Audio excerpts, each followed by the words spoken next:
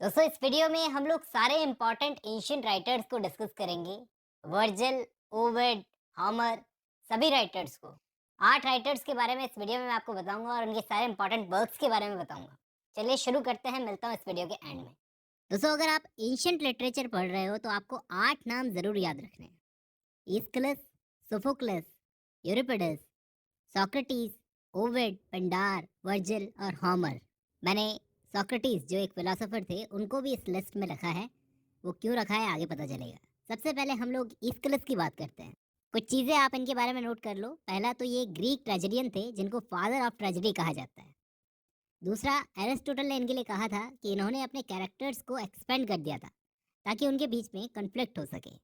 पहले प्लेज में क्या होता था, कॉरस होता था, मतलब कुछ गाने वालों का ग्रुप होता था, उनके बीच में इंटरेक्शन चलती थी। लेकिन इन्होंने इस चीज़ को एक्सपेंड किया। फिर एक चीज़ ये आती है कि इन्होंने अपने लाइफ टाइम में 70 टू 90 प्लेज लिखे थे, लेकिन उनमें से 7 प्लेज ही सर्वाइव कर सके, 7 प्लेज, जिनमें से भी एक प्ले है प्रोमेथियस बाउंड। ऐसा कहा जाता है, इस पर डिबेट है इस प्ले पर, कि ये इनके बेटे यूफोरियन ने लिखा था। अभी तक तो ऐसा भी माना जाता है कि ये फर्स्ट ड्रामेटिस्ट था जिसने ट्रायोलॉजी का कल्चर शुरू किया था। और एस्ट्रिया करके इसका एक प्ले है जो सबसे पुराना एग्जाम्पल है, एंशियंट एग्जाम्पल है ये ट्रायोलॉजी कल्चर का। इन सब के साथ साथ एक प्ले है इनका, द पर्सियंस। ये एक ऐसी ट्रेजेडी है जो उस टाइम के पीरियड के बारे में हमें नॉलेज देती है। देखो, एरिस्टोटल ने ऐसा कहा था इस क्लिस के लिए कि इन्होंने ग्रीक स्टेज में एक सेकंड एक्टर को इंट्रोड्यूस किया था जिसको डेटर एग्नेस्ट कहा जाता है। इनकी ये जो ट्रायोलॉजी थी ऑरेस्ट्रिया, इसके अंदर 3 प्ले शामिल थे, 3 ट्रेजेडीज। ये उन 3 ट्रेजेडीज के नाम है दोस्तों। ये सारी जो इन्फॉर्मेशन मैंने आपको दी इस्किलस के बारे में दी। अब हम बात करते हैं सोफोक्लस की। सोफोक्लस भी इन्हीं की तरह एक ग्रीक ट्रेजेडियन था जिसकी 123 ट्रेजेडीज में से सिर्फ 7 ट्रेजेडीज ही सरवाइव कर पाई। और ये उन 60 ट्रेजेडीज के नाम हैं जिनमें से एंटिगनी और ओडिफस द किंग, ये दोनों बहुत ही ज़्यादा फेमस है। ये जो 3 प्लेस थे ना, एंटिगनी, एडिफस द किंग और एडिफस एट कनस, इन तीनों को थीवन प्लेस कहा जाता है या फिर थीवन ट्रायोलॉजी कहा जाता है। इन्होंने भी कैरेक्टर्स को वैसे ही डेवलप करने का काम किया जैसे ईस्किलस करते थे। एरिस्टोटल का कहना था कि सोफोक्लिस वो थे जिन्होंने ग्रीक स्टेज में थर्ड एक्टर को इंट्रोड्यूस किया था, जिसको ट्राइटागोनिस्ट भी कहा जाता है। अब हम बात करते हैं यूरिपिडस की। यूरिपिडस क्लासिकल एथेंस का एक बहुत ही फेमस ट्रेजेडियन था जिसके 92 प्लेज में से 18 टू 19 प्लेज सरवाइव कर गए। कुछ आधे बचे तो कुछ पूरे। इनको the most tragic of poets के नाम से भी जाना जाता है। देखो, ये इनके 15 नोटेबल वर्क्स के नाम हैं, आप इनको नोट कर लो। अब बात करते हैं सोक्रेटिस की, जो एक ग्रीक फिलोसोफर थे और वेस्टर्न फिलोसफी की नींव इन्होंने रखी थी। इनका जो कंट्रीब्यूशन है 2 फील्ड्स में बहुत ज़्यादा था। एक तो एथिक्स, दूसरा एपिस्टेमोलॉजी। इन्होंने वैसे अपने लाइफ टाइम में खुद से कुछ भी नहीं लिखा था। जो कुछ भी लिखा था इनके स्टूडेंट्स ने लिखा था, स्पेशली प्लेटो ने। उनके वर्क से इनके बारे में जो कुछ भी इन्फॉर्मेशन मिलती है, और बाकी जो भी स्टूडेंट्स थे उनके वर्क से। एक कॉमेडी लिखी गई है उस टाइम पर, द क्लाउड्स नाम की। उसके अंदर सोक्रेटिस को चढ़ाया गया है, इसलिए मैंने यहाँ पर इनका नाम रखा है दोस्तों। और इस द क्लाउड्स को लिखा किसने था? अरिस्टोफेन्स ने। चलिए अब हम बात करते हैं एक बहुत ही मोस्ट इंपॉर्टेंट राइटर ओविड के बारे में। ये लिखते थे लव पोएम्स। इनकी पोएम्स बहुत ही ज़्यादा सोफिस्टिकेटेड और विटी हुआ करती थी। ये एक रोमन पोएट थे और किंग ऑगस्टस के टाइम पर लिखा करते थे। और इनके कंटेम्प्रेरी पोएट्स कौन कौन थे? वर्जिल और होरेस। इनका मोस्ट फेमस वर्क है मेटामॉर्फोसिस, जिसको 15 बुक्स में लिखा है। विकिपीडिया के अकॉर्डिंग 11,995 लाइन्स में। बहुत बड़ा वर्क हो गया।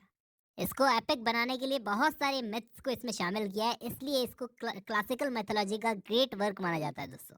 दोस्तों, ओविड के कुछ कलेक्शंस के नाम आपको मैं बता देता हूँ। एक तो था सॉरो, ये बहुत ही फेमस कलेक्शन है।